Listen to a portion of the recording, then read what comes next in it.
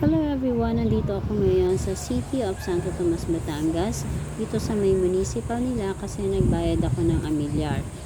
At mas matagal pa nga yung biniyahe ko kaysa sa pagbabayad ko kasi halos 1 hour akong nagbiyahe pero wala pang 5 minutes na tapos na akong magbayad.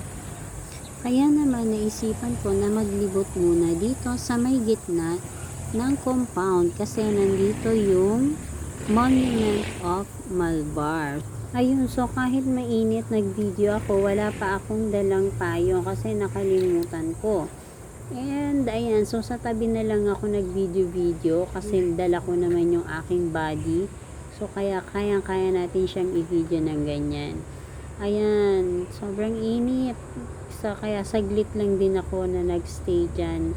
Kikita nyo, ayan. Dati nung nagpunta ako dito, 2022, hindi pa ganyan katapos yung municipal nila. So, ngayon, ang laki na ng pinagbago. Super ganda na.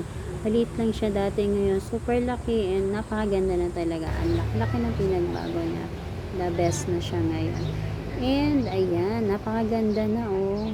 Ayan, kita nyo ba? Ang ganda-ganda na dyan. So, yun lang po. And sana po, panoorin nyo po yung video ko, mag-comment kayo, like, and subscribe. Thank you.